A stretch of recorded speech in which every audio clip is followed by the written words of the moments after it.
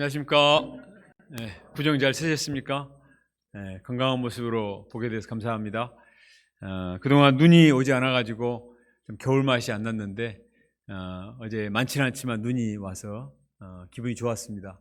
눈이 오면 왠지 기분이 좋죠? 그렇지 않습니까? 하얀 눈이 덮어주니까 참 마음이 깨끗해지는 것 같습니다. 오늘 말씀을 통해서도 하나님께서 성령을 보이셔서 우리의 마음을 정결케 하시기를 간절히 기도합니다. 오늘 말씀의 제목은 노뱀을 쳐다본즉 모두 살더라입니다. 우리 쳐다본즉 살더라 다 같이 외쳐봅시다. 시작. 쳐다본즉 살더라. 예수님을 바라봅시다. 시작. 예수님을 바라봅시다.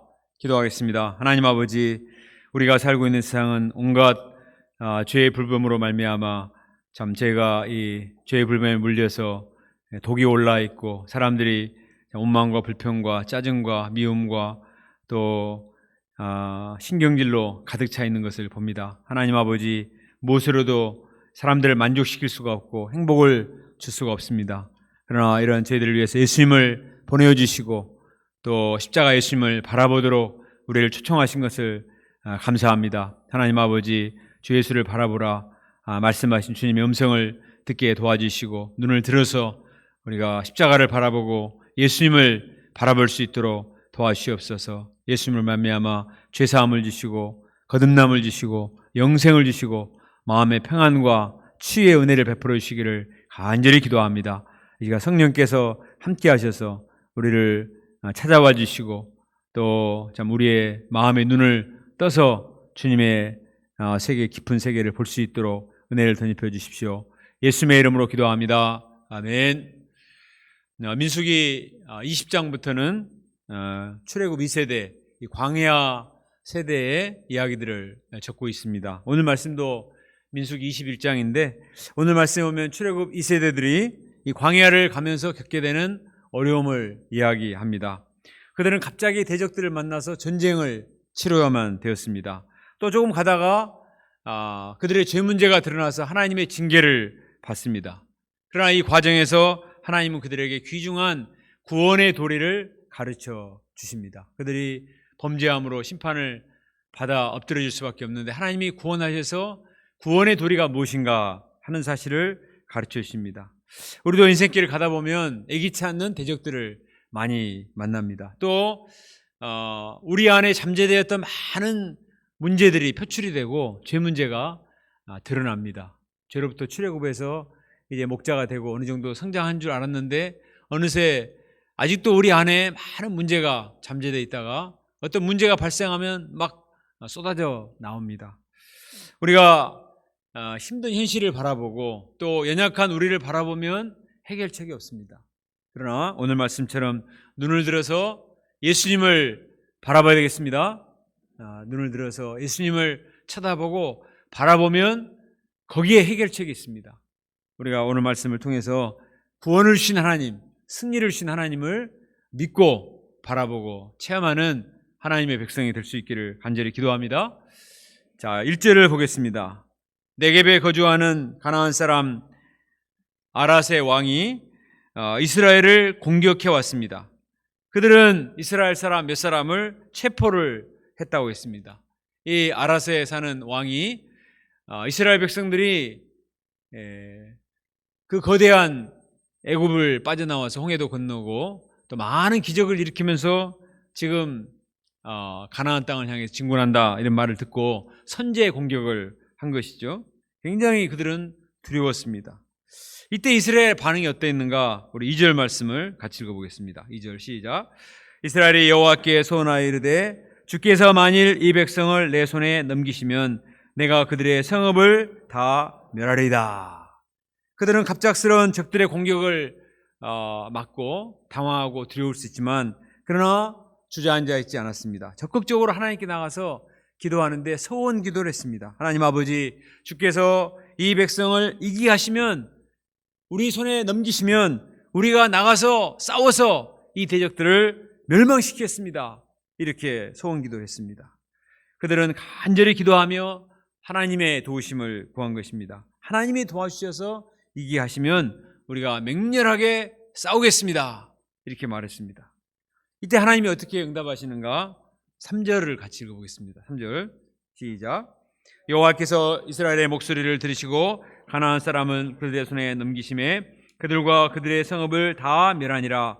그러므로 그곳 이름을 호르마라 하였더라. 하나님께서 이스라엘의 소원 기도를 들으셨습니다. 하나님 아버지, 이들을 우리 손에 붙이시고 우리를 이기게 하시면 우리가 열심히 용기를 내서 싸우겠습니다. 하나님이 그들의 기도를 가상히 여기시고 특히 소원 기도를 기뻐받으시고 그들에게 큰 승리를 주셨습니다. 그래서 이스라엘 백성들은 이곳 이름을 호르마다 이렇게 불렀습니다. 호르마는 진멸시키다, destroy 이런 뜻이거든요. 그들은 무기도 없고 대단한 기술도 없었지만 오직 하나님을 믿고 나가서 큰 승리를 체험해서 호르마 이렇게 외치고 다시 진군을 하게 되었습니다. 그들은 대적들을 진멸하게 하신 하나님을 감사하며 찬송을 했을 것입니다. 우리도 인생을 살면서 어려움을 만날 때 낙심하거나 두려워하지 말고 하나님께 나가서 간절히 기도해야 되겠습니다. 특히 소원하여 기도하면 하나님은 그 기도를 기뻐하시고 반드시 응답해 주십니다. 소원은 맹세거든요. 하나님 아버지 이렇게 도와주시고 은혜를 주시면 제가 앞으로 정말 주님을 위해서 이렇게 하겠습니다. 이렇게 맹세를 하는 것입니다. 이 서원은 그 맹세에 내 자신을 거는 거기 때문에 하나님께서 하나님의 자존심을 걸고 반드시 또 응답하여 주십니다.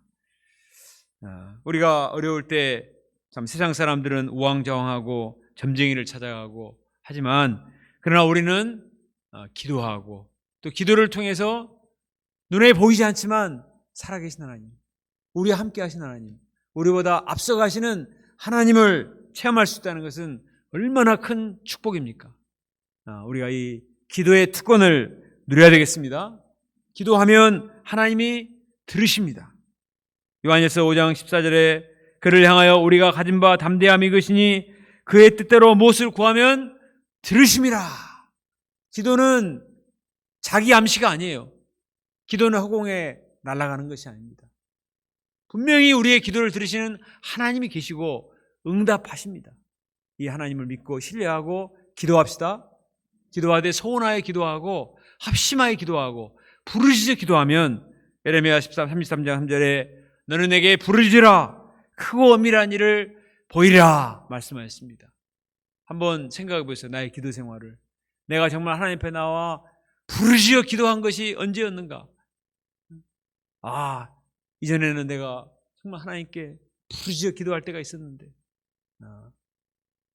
기도 생활을 쉬고 있었다면 올해는 하나님 앞에 나와서 여러 가지 문제를 가지고 간절히 부르짖어 기도합시다. 기도하면 하나님이 들으십니다. 승리를 주십니다. 응답하십니다. 살아계신 하나님을 체험할 수 있는 거예요. 우리가 이 기도의 특권을 누리고 승리 주신 하나님을 체험하는 2020년이 될 수 있기를 간절히 기도합니다. 자, 이처럼 광야의 신세대들이 대적들을 만났을 때 외부의 적을 만났을 때는 잘 싸워서 승리를 했습니다. 그런데 내부적인 어려움을 만났을 때 문제에 빠지고 맙니다. 4절을 같이 읽어볼까요? 4절 시작. 백성이 호르산에서 출발하여 홍해 길을 따라 에돔 땅을 우회하려 하였다가 길로 말미암아 백성의 마음이 상하니라. 이스라엘 백성들이 가나안 땅에 들어가는데 이 에돔 땅을 반드시 통과를 해야 됩니다. 그래서 민수기 20장 후반부에 보면 모세가 사신을 보냈어요. 에돔 왕에게. 우리가 이 땅을 지나가고 자는데 밭도 손대지 않고 포도원도 손대지 않고 아무것도 건들지 않고 좌로나 우로나 치우치지 않고 그냥 목표를 향해 지나가기만 할 테니까 길을 좀 내주라고 부탁을 했습니다. 근데 이 에돔 왕이 마음이 완악하고 좁아가지고 허용을 안 해주는 거예요. 근데 하나님께서 에돔과 싸우는 것은 또 원치 않으셨습니다. 에돔은 예수의 후손이기 때문에 위에 올라가면 이스라엘 백성들 이삭이 후손이고 이삭의 할아버지인데 야곱이 이스라엘 백성들의 그 조상이고 그다음에 에서니까 친척 기간이잖아요. 친척 기간에 싸우지 말라. 그래서 돌아가라고 이렇게 말씀을 하셨습니다. 그래서 어쩔 수 없이 에돔을 우회해가지고 돌아가야 되니까 먼 길을 걸어야만 됐습니다. 그 길은 아주 험하고 또 거친 그런 길이었습니다. 이 길을 가면서 백성들의 마음이 상한 것입니다. 차라리 눈에 보이는 대적이 있으면 단기간에 그냥 싸워버리면 끝나는데 먼 길을 돌아가려고 하면 피곤하고 힘든 마음이 들지 않습니까? 그래서 마음이 힘들어서 속이 상하고 다리도 아프고 또 피곤하고 지쳤습니다. 이때 그들이 어떻게 했는가? 5절을 같이 읽어봅시다. 5절 시작. 백성이 하나님과 모세를 향하여 원망하되 어찌하여 우리를 애굽에서 인도해 내어 이 광야에서 죽게 하는가? 이곳에는 먹을 것도 없고 물도 없도다. 우리 마음이 이 하찮은 음식을 싫어하노라 하며. 그들은 거칠고 험난한 길로 인해서 짜증을 내고 원망하기 시작했습니다. 그 원망은 아이고 길이 너무 힘들어, 너무 거칠어요, 피곤해요, 다리가 아파요, 배고파요, 목말라요. 이 정도만 하고 딱 끝나면 괜찮은데 그 정도 원망이면은 들어줄만 한데 이들의 원망은 그 정도가 아니었습니다. 왜 우리를 애굽에서 이끌어내서 이 광야에서 죽게 하는가? 우리를 죽이려고 이곳에 데려왔습니까? 이곳에는 먹을 것도 없고 물도 없어요. 이렇게 불평했습니다. 그들은 하나님께서 애굽에서 출애굽시켜 주신 은혜는 다 잊어버렸습니다. 그리고 지금 힘든 것만 가지고 확 짜증내고 원망하고 불평하는데 그냥 우리를 죽이려고 이 고생을 시키는가? 아무것도 없잖아요. 여기는 먹을 것도 없고 마실 것도 없고 아무것도 없어요. 이렇게 말했습니다. 그런데 정말 아무것도 없습니까? 먹을 것이 없나요? 애들이 엄마한테 불평할 때 어디 가야 되는데 입을 옷이 없어. 장롱을 쫙 열어보면 옷이 그냥 막 배고파 죽겠는데 먹을 게 없어. 냉장고 딱 열면 먹을 게 천재예요. 사람들은 다 자기 중심이고 얼마나 이 어린 사람일수록 철이 없는지 몰라요. 그냥 자기 마음에 안 들고 피곤하면 모든 걸 부정하고 원망하고 불평부터 합니다. 하나님은 불평하는 그들에게 아침에 그날도 만나를 내려주셨어요. 만나를 잘 먹고 배가 부르니까 힘이 있어서 불평도 하는 거예요. 지금 물이 없습니까? 하나님은 물이 없으면 반석에서 샘물 나게 해서 물을 주신 적이 많습니다. 문제는 맛이 없다는 거예요. 만나가 맛이 없다. 너무 많이 먹었는데 물리고 맛이 없다. 그래서 하찮은 음식이다. 이렇게 말했습니다. 영어 성경에 보면 miserable food. 공동 번역에서는 푸석푸석한 빵 이렇게 번역했고 표준 세번역에서는 이 보잘것없는 음식, 이 보잘것없는 음식이 진저리가 납니다. 이렇게 번역을 했더라고요. 아니 만나가 하찮은 음식이고 보잘것없는 음식이고 진저리 나는 음식입니까? 그 광야, 더운 광야에서 그들이 무슨 재료로 음식을 만들고 그 많은 사람들이 먹습니까? 광야에서는 너무나 덥기 때문에 조금만 지나면 다 음식이 식어버리고 부패하고 어떻게 해볼 도리가 없어요. 하나님의 매일 하늘에서 신선한 만나를 하늘표 쿠팡으로 직송 배달해 주십니다. 하루도 빠짐없이. 그리고 설거지할 필요도 없어요. 그냥 그때 딱 먹고 끝나고 얼마나 좋습니까? 하나님이 최고의 광야 음식을 주셨는데도 감사가 없으니까 이 하찮은 음식이다. 이 보잘것없는 음식, 이 진저리 난 음식이라고 이렇게 말을 하고 있는 것입니다. 그들은 하나님이 주신 구원의 은혜를 하찮게 생각했어요. 과거에 애굽에서 매맞아가면서 그냥 짐승처럼 고통당하고 그냥 일만 죽으라고 하고 빽빽하게 일하고 그 얼마나 힘들었는가 그냥 다 잊어버린 거예요. 지금 조금 길이 힘들고 다리 아프고 목이 마르다고 막 원망하고 불평하는데 그냥 막 본질적인 문제까지 부정하면서 막 원망하며 불평을 했습니다. 사실 이들이 힘들 때 이렇게 원망을 늘어낼 것이 아니라 사실은 기도를 하면 돼요. 하나님 아버지 참 다리가 너무 아픕니다. 길이 너무 험해요. 목이 마르고 좀 만나가 좀 그렇긴 합니다. 그러면 하나님이 분명히 일주일에 한 번은 특식 만나를 주셨을 것 같아요, 내 생각에. 아니, 하나님이 반석에 샘물 나기도 하시고 마른 막대기에 순이도 없고 싹이 나고 꽃이 피고 열매를 맺게 하신 하나님이라면 왜 특식 정도 안 주시겠어요? 얼마든지 하실 수 있어요. 대적도 물리치시고 기도를 들으신 하나님인데 그렇게 할 수 있는데 기도는 하지 않고 원망하며 불평하면서 그냥 과거로 돌아가고 싶은 이런 마음을 표출한 것은 이것은 하나님 앞에 큰 죄죠. 로마서 1장 후반부에 보면 모든 죄가 감사치 않는 데서부터 시작합니다. 미국의 가장 부자들이 사는 오렌지 카운티 가본 적 없고 이름만 들어봤는데 막 수영장이 있고 테니스 코트가 있고 막 대적 재테크가 그 집의 자녀들도 보링 지루해 맨날 그런대요. 한국을 한번 데려와서 고생을 시켜봐야 되는데 군대에 보내야 되는데 아무리 좋은 걸 줘도 감사가 없으면은 지겨워. 지겨우니까 뭐하냐? 마약해요. 그렇게 좋은 데 살면서 그렇게 엄청난 데 살면서 죄에 빠지는 겁니다.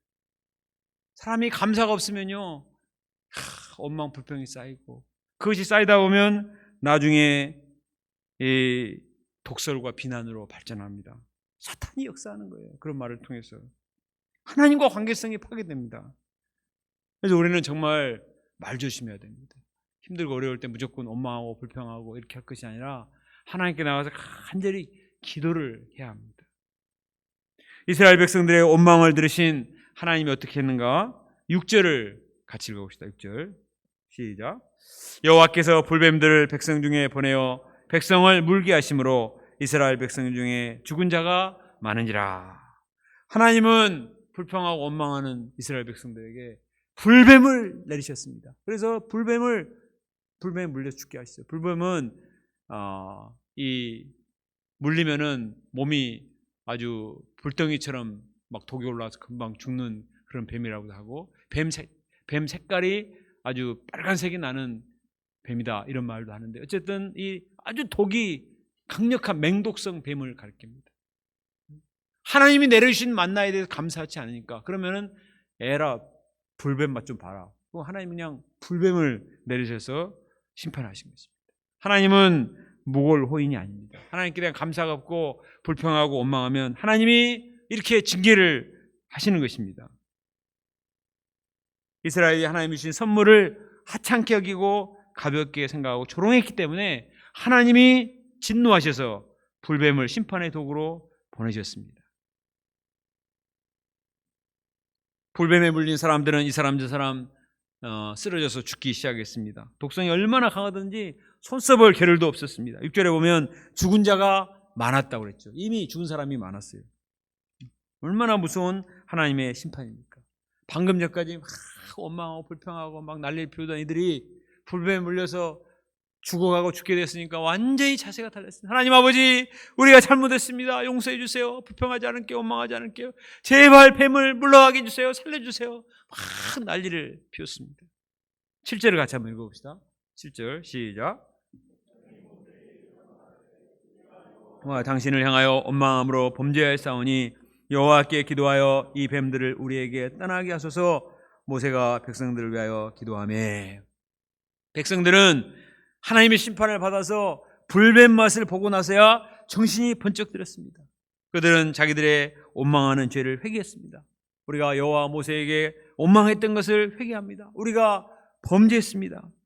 그리고 모세에게 부탁하기를 하나님께 기도하여 이 뱀들을 떠나게 해주세요. 뱀이 너무 무섭잖아요. 빨리 뱀이 일단은 어디로 사라져야 이게 될 거 아닙니까? 뱀을 떠나게 해주세요. 이렇게 기도했습니다. 모세는 백성들을 위한 중보기도 합니다. 하나님, 이들의 죄를 용서하시고 불뱀들을 떠나게 하소서. 이들을 살려주셔서 긍휼히 여기소서. 기도를 했습니다. 자, 이때 하나님이 어떻게 하셨는가? 8절과 9절을 같이 읽어보겠습니다. 시작. 여호와께서 모세에게 이르시되 불뱀을 만들어 장대에 매달아라. 물린 자마다 그것을 보면 살리라. 모세가 놋뱀을 만들어 장대 위에 다니 뱀에게 물린 자가 놋뱀을 쳐다본즉 모두 살더라. 예. 이스라엘 백성들은 뭐라고 기도했습니까? 이 뱀을 떠나게 하소서. 모세에게 기도 부탁을 하면서 이 뱀이 떠나게 해달라고 기도를 했어요. 그런데 하나님은 뱀을 떠나게 하시지는 않았습니다. 본문을 자세히 보면 하나님이 뱀을 떠나게 했다는 말은 없어요. 단지 하나님 뭘 하셨느냐?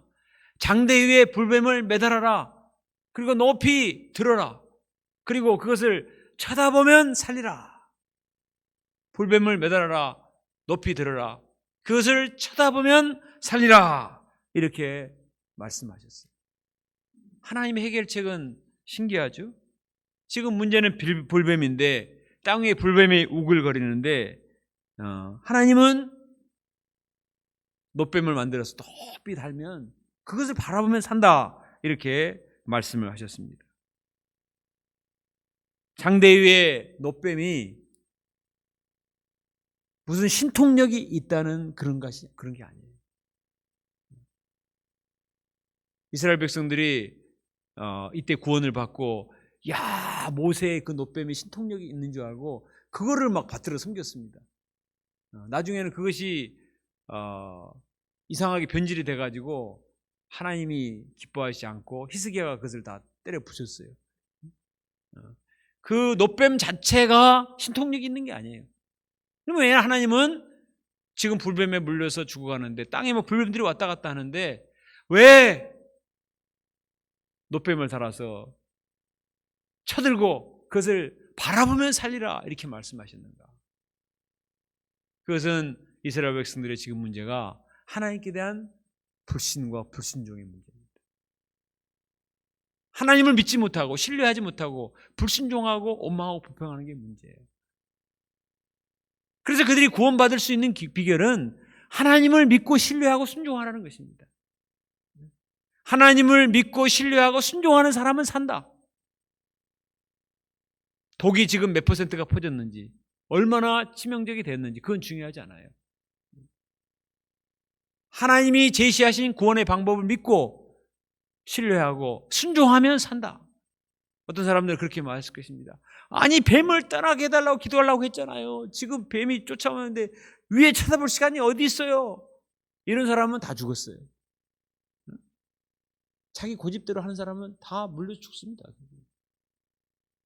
그러나 자기 생각과 고집과 이런 것들을 다 내려놓고 하나님이 제시하신 구원의 방법, 모세가 단 놋뱀을 쳐다보는 사람은 다 살더라 말하고 있습니다.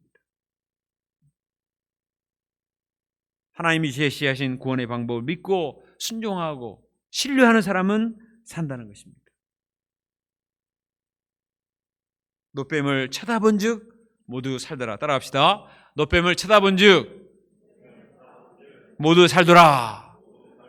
네, 오픈기 좀 꺼주실래요? 한번 생각해 보세요. 지금 뱀들이 우글거리는 정말 총각을 다투고 있는 그런 상황이에요. 까딱 잘못하면 물려 죽습니다. 그런데 위에 쳐다볼 수 있겠습니까? 쉽지 않아요. 정말 하나님을 믿고 신뢰하지 않으면 못 쳐다봅니다. 그것만이 구원의 길이고 하나님만이 나를 살릴 수 있고 치료할 수 있다고 믿는 사람만 쳐다볼 수 있는 거예요. 그리고 그렇게 한 사람은 모두 살았습니다. 독이 심장까지 퍼져가지고 죽기 일보 직전인데도 쳐다본 사람, 바라본 사람, 믿는 사람, 신뢰한 사람, 그런 사람은 살았어요. 이것이 바로 하나님이 제시하신 구원의 길입니다. 우리가 살고 있는 세상은 죄의 불뱀들이 우글거리고 있어요.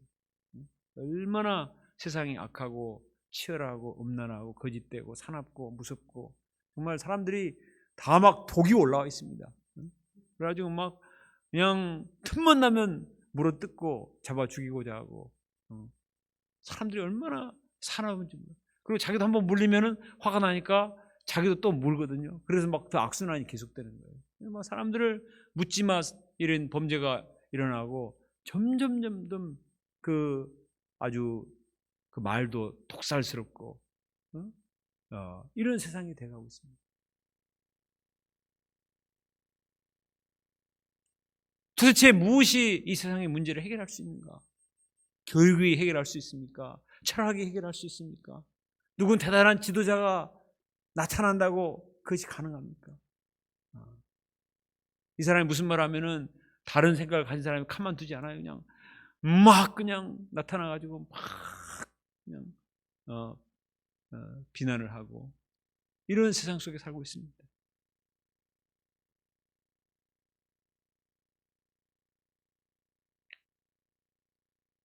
하나님은 이런 세상 가운데 예수님을 보내신 겁니다. 장대에 높이 달린 노뱀은 예수님의 십자가를 예표하는 거예요. 예수님께서 요한복음 3장에서 말씀하셨습니다. 니고데모가 거듭남에 대해서 물어보는데 아무리 설명해도 깨닫지를 못해요. 자기 이성적인 생각만 가지고는 받아들일 수가 없는 거예요. 그래서 예수님이 말씀하셨어요. 요한복음 3장 14, 15절 모세가 광야에서 뱀을 든 것 같이 인자도 들리하리니 이는 그를 믿는 자마다 영생을 얻게 하려 하심이라.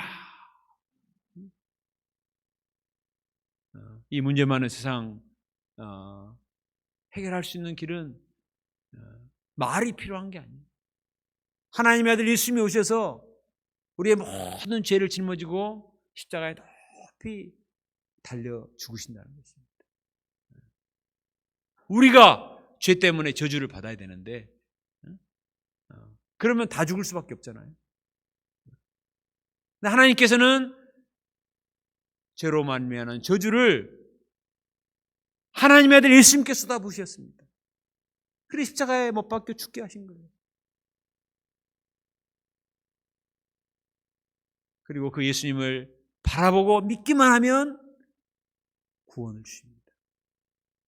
이것이 바로 구원의 길이요 영생의 길이요 거듭남의 길입니다. 그래서 예수님이 더 이상 니고데모에게 다른 설명하지 않고 내가 죽어야 되겠다. 내가 모든 인생들의 짐을 짊어지고 십자가에 매달려서 만인의 저주의 표적이 되겠다. 그러니 너희는 나를 바라보고 믿기만 해라. 그러면 살리라.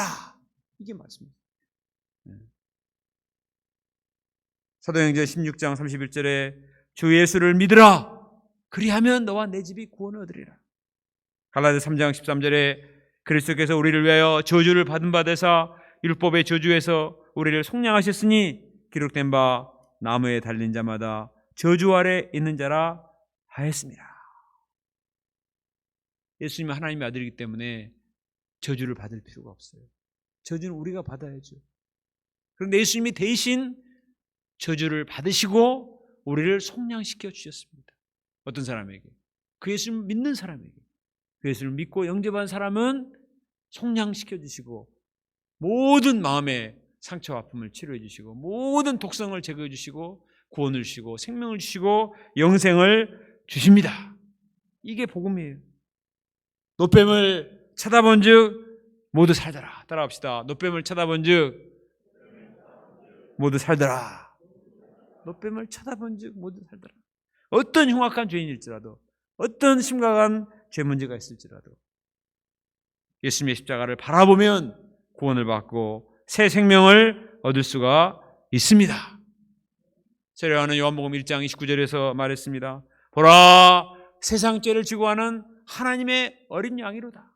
보라 look the Lamb of God who takes away the sin of the world. 세상의 모든 죄를 다 짊어지고 가는 하나님의 어린 양 예수님을 바라보라. 바라보기만 하면 구원함을 받는다 말씀하셨습니다. 히브리서 12장 1, 2절에서도 믿음의 주요 온전케 하신 예수를 바라보자. 예수를 바라보는 것만이 해결책이 있는 거예요. 사람들끼리 만나서 네가 오냐 내가 오냐 싸우고 그냥 막장 토론을 하고 한다고 해결되지 않습니다. 예수님을 바라볼 때 예수님의 십자가가 우리의 문제를 해결해주고 구원의 길이 되는 줄로 믿습니다. 요한복음 3장 16절에 하나님이 세상을 일처럼 사랑하사 독생자를 주셨으니 이는 그를 믿는 자마다 멸망치 않고 영생을 얻게 하려 하심니라. 하나님이 세상을 사랑하셨어요.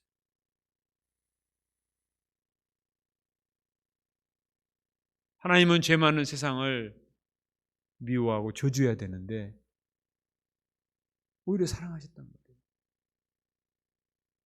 심판주를 보내셔야 되는데 독생자를 보내셔서 십자가에 죽게 하시고 그를 믿는 자마다 멸망치 않고 영생을 얻게 하려 하십니다. 하나님은 우리가 멸망에 처하기를 원치 않으세요.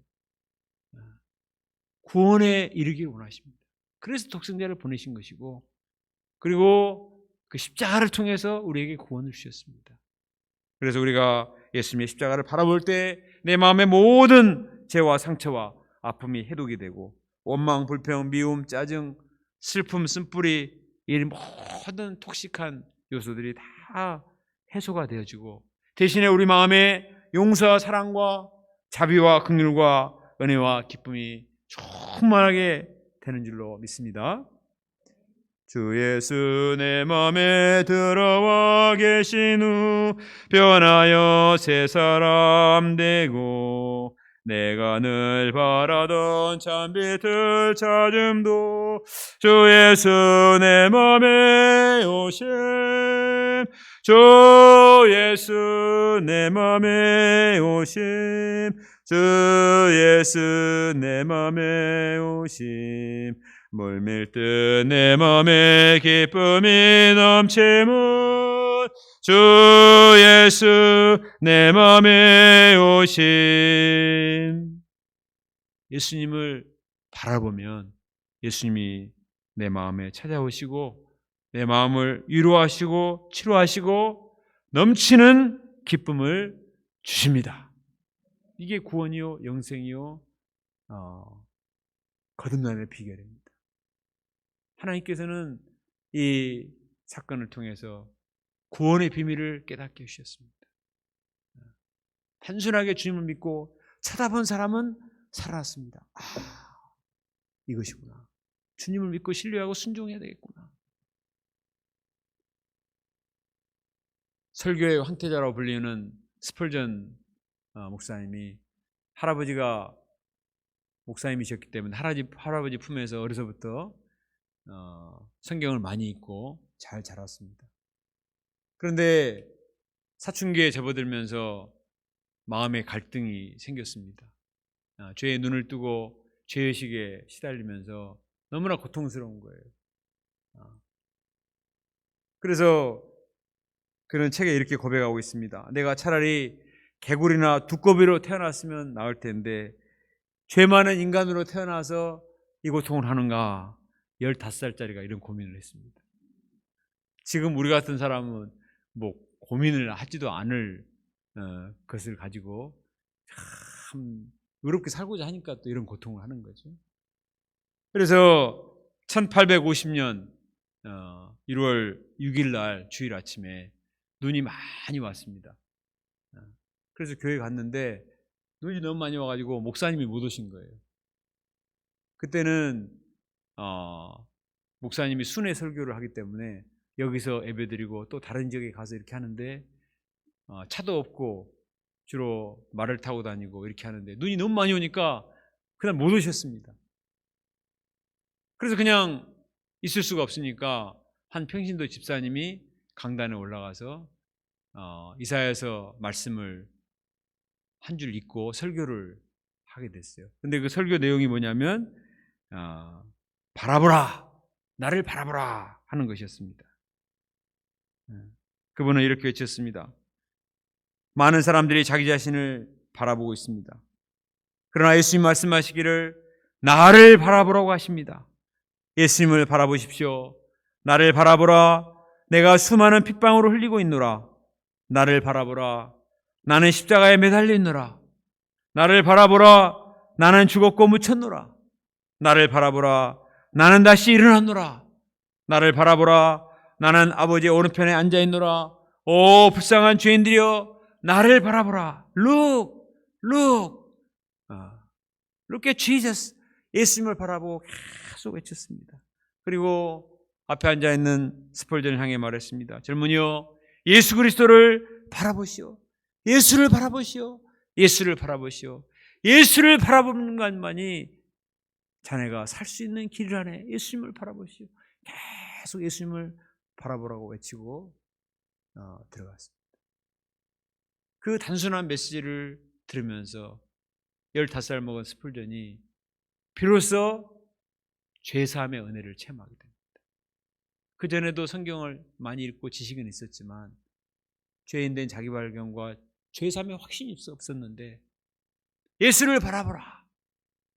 십자가를 지시고 수많은 핏방울을 흘리고 있고 십자가에 매달려 있고 내 죄를 위해 죽었고 묻혔고 살아나고 하나님 보좌 옆에 앉으신 예수님을 바라본 순간 그를 무겁게 짓누르던 모든 죄의 짐이 다 벗겨지고 그 마음에 참된 죄사함과 해방감과 자유함을 맛보게 되었습니다. 구원을 체험한 거예요. 15살 때. 그 뒤로 그는 이 구원의 감격에 사로잡혀서 일생 동안 이 구원의 복음을 열심히 증거하는 이 말씀의 종의 삶을 살았어요.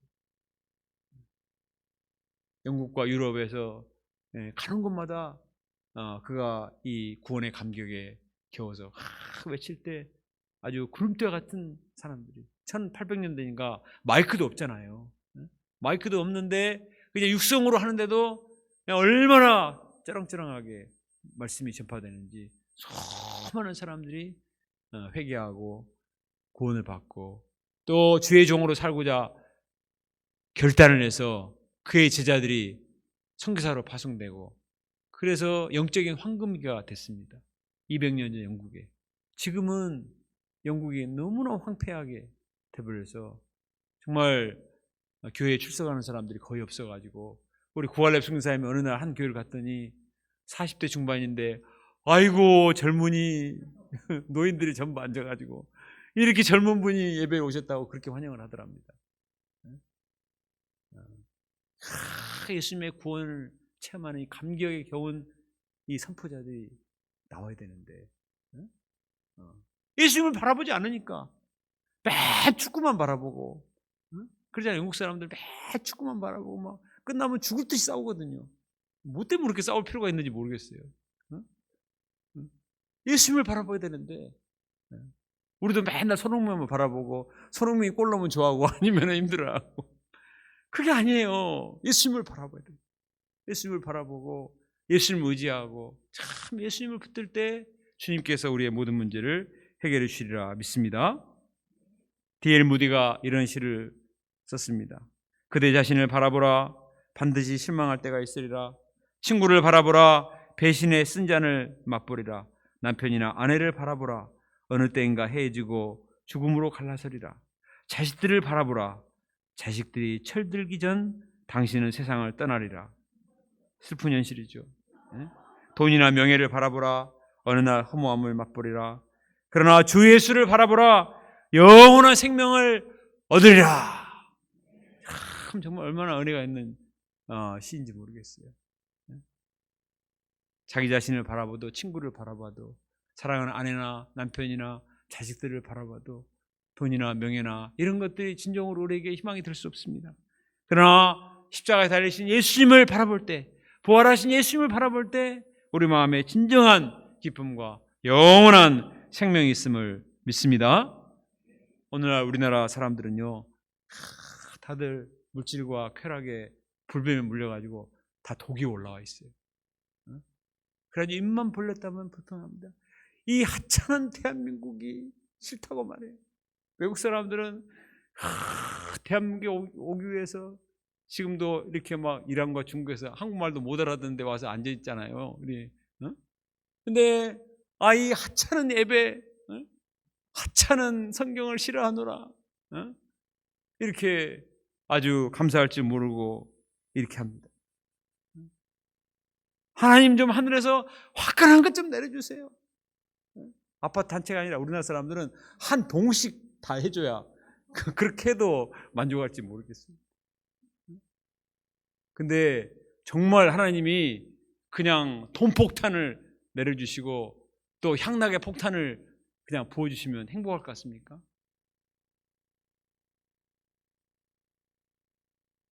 그것 때문에 타락하고 더 난리가 납니다. 하나님이 정말 하늘에서 핵폭탄의 불뱀을 내리시지 않을까 겁나요, 진짜. 북한의 병사들이 이 포병들이 각도를 계산을 잘못해가지고 동해로 쏴야 되는데 조금 잘못해가지고 어디로 날아오면 어떨까? 그럴 수도 있잖아요. 우리는 예수님을 바라봐요. 물질이, 쾌락이, 인기가, 명예가 다른 것이 우리에게 구원을 줄 수 없어요. 행복을 줄 수 없습니다. 눈을 들어서 십자가에 높이 달리신 예수님을 바라봅시다. 부활하신 예수님을 바라봐야 되겠습니다. 예수님께 희망이 있고 해결책이 있고 평안이 있고 기쁨이 있고 구원이 있습니다. 오늘날 우리나라 사람들이 그렇게 우울증으로 많이 시달립니다.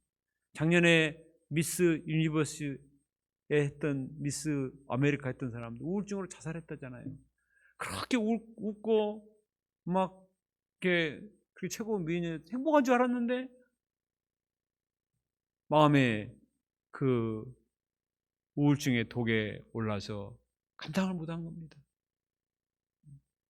얼마나 많은 사람들이 참 다른 사람이 이해할 수 없는 문제로 인해서 고통하고 괴로워하는지 모릅니다. 예수님을 바라볼 때 예수님께서 구원을 주시고 치유를 주시고 영생을 주시고 모든 쓴뿌리를 해결해 주시고 은혜와 기쁨으로 충만하게 하시리라 믿습니다. 이 예수님을 바라보되 한 번만 바라보면 안 돼요. 내가 수양회 때 그때 바라봤어요. 아니에요.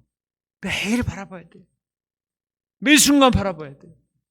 지금도 불뱀들이 우글거리고 우리를 쓰러뜨리고자 하지 않습니까? 우리는 매일 매 순간 예수님을 바라보고 또 바라보고 자꾸 바라보고 그때 우리 마음에 위로와 힘이 있고 은혜가 충만하게 되리라 믿습니다. 장대에 높이 달린 노뱀을 바라보고 이스라엘 백성들이 다 죽어가다가 살아났습니다. 그들은 기쁨이 충만해서 계속 진군을 하는데 이제는 전쟁을 치료하면 됐습니다. 이 10절부터 35절에 보면 두 번의 전쟁이 나오는데 아모리 왕 시온과의 전쟁 그리고 바산 왕 옥과의 전투였습니다. 지도에 보시면 나오는데 아모리 왕 시온에게 길을 좀 비켜달라고 하니까 안 비켜준 거예요. 그리고 오히려 전쟁을 걸어왔습니다. 그래서 그들과 싸우게 됐는데 하나님께 도와주셔서 아르논에서 야복강까지 영토를 차지하게 됩니다. 33절에 보면은 이제 바산길로 올라가게 되는데 바산왕 옥이 백성들을 데리고 공격을 해왔습니다. 신명기 3장 11절에 보면은 이 바산왕 옥이 얼마나 대단한 거인이냐면 그의 철침대가 9규빗이라고 했어요. 한 규빗이 45cm 되거든요. 9 곱해보세요. 그러면은 4m가 넘어요. 자기 집에 침대가 4m가 되는 사람. 침대 길이가 4m가 되면 키는 얼마나 되겠습니까? 적어도 3m 이상이 되는 사람이잖아요. 우리 하나님 목사님 키가 크신데 키가 3m, 4m 가까운 골리앗 같은 사람입니다. 이런 사람이 전쟁을 걸어오니까 얼마나 두렵습니까? 근데 하나님이 뭐라고 하시는가? 34절을 같이 읽어봅시다. 34절 시작. 여호와께서 모세에게 이르시되 그를 두려워하지 말라. 내가 그와 그의 백성과 그의 땅을 내 손에 넘겼나니 너는 헤스본에 거주하는 아모리인의 왕 시온에게 행한 같이 그에게도 행할지니라. 바산왕 옥이 아무리 거인일지라도 두려워하지 마라. 이미 아모리 왕 시온을 물리치지 않았느냐. 이번에도 너희 손에 넘길 테니까 두려워하지 말고 나가 싸우라 말씀하셨습니다. 그래서 이스라엘 백성들이 용기 백배에서 하나님 믿고 나와 싸워서 이 바산왕을 물리치고 이 바산 지역을 정복을 했습니다. 그래서 가나안 땅, 이 요단강 오른쪽 동편 쪽 땅을 저렇게 차지한 거예요. 그 화살표로 되어 있는 므낫세 반지파와 갓지파와 르우벤 지파의 땅을 이때 정복을 하게 된 거예요. 이스라엘 백성들은 바로 가나안 땅으로 들어가기 원했는데 하나님이 우회하라고 했거든요. 너무 다리가 아프고 힘들다고 생각을 했어요. 근데 나중에 보니까 우회하면서 아모리 왕도 물리치고 바산 왕도 물리쳐가지고 저 기름진 땅을 차지하게 된 겁니다. 야, 이런 기쁜 뜻이 있었구나. 나중에 하나님께 감사했을 것입니다. 우리는 목표의 땅에 빨리 들어가기 원합니다. 그죠? 신속하게 빨리 들어가서 빨리 정착하고 하기 원합니다. 근데 하나님은 우리에게 더 좋은 것을 주기 원하시고 더 귀한 비밀을 깨닫기 원하세요. 그래서 때로는 우회하게도 하십니다. 꼭 직선 코스가 좋은 것만은 아니에요. 덴마크의 동화 작가 안데르센을 다 기억하실 것입니다. 이 사람의 풀네임이 한스 크리스찬 안데르센입니다. 크리스찬이에요. 이름에 크리스찬이 붙어 있어요. 그는 구두 수순공이자 알코올 중독자인 아버지와 싹바느질하는 어머니 밑에 자랐다고 했습니다. 너무나 가난했고 아버지는 11살 때 또 돌아가셔 버려요. 교육도 제대로 받지 못했고 잘생기지 못한 외모 때문에 무시를 많이 받았습니다. 그러나 신앙심이 깊은 어머니가 성경을 자꾸 읽어주며 상상력을 키워줬습니다. 나중에 그가 유명한 동화 작가가 된 뒤에 인터뷰를 했어요. 당신이 어떻게 그렇게 불우한 가정에서 자라면서 그렇게 위대한 작품들을 쓸 수 있었습니까? 물어보니까 안데르센이 그렇게 대답을 했습니다. 나는 집이 가난했기 때문에 다락방에 누워서 상상하기를 좋아했습니다. 가난했기 때문에 동화 성냥팔이 소녀를 쓸 수가 있었고 못생겼다고 놀림을 받았기 때문에 미운 오리새끼를 쓸 수 있었습니다. 여인들에게 많이 채였기 때문에 인어공주를 쓸 수 있었습니다. 부자고 인기 있고 그랬으면 성냥팔이 소녀, 미운 오리새끼, 인어공주 200년이 지난 오늘까지도 우리에게 감동을 주는 이런 작품이 나오지 않았을 거예요. 인생의 거친 광야길을 가면서 어머니의 도움으로 하나님을 바라봤기 때문에 하나님께서 영적인 상상력을 주신 거예요. 그래서 이런 위대한 작품을 쓰게 된 겁니다. 오늘 말씀을 종합해 볼 때 우리의 인생길에 많은 어려움이 있습니다. 하나님이 없는 사람들은 불평부터 해요. 원망부터 해요. 다른 사람 탓하고 저주하고. 그러나 우리는 하나님을 믿기 때문에 기도를 해야 되겠습니다. 나에게 문제가 발생될 때 높이 들리신 예수님을 바라봅시다. 십자가의 예수님, 부활의 예수님을 바라봅시다. 노뱀을 쳐다본 적 살더라. 따라서 합시다. 노뱀을 쳐다본 적 살더라. 네. 십자가에 예수님께 해답이 있습니다. 부활의 예수님께 해답이 있는 거예요. 우리가 내 자신만 바라보지 말고 현실만 바라보지 말고 다른 사람 바라보고 원망하고 비교하고 하지 말고 눈을 들어서 높이 달리신 예수님을 쳐다보고 부활하신 예수님을 쳐다볼 때 주님께서 우리의 죄 문제를 해결해 주시고 우리의 모든 한계를 뛰어넘게 하시고 우리에게 나음을 주시고 구원을 주시고 영생을 주시고 승리를 주시리라 믿습니다. 노뱀을 쳐다본 즉 살더라. 믿음의 주 온전케 하신 예수를 바라보자. 우리가 순간순간 예수님을 바라봄으로 주님이 주시는 은혜를 덧입고 우리가 험한 광야길을 힘차게 전진하는 저희들이 될 수 있기를 간절히 기도합니다. 기도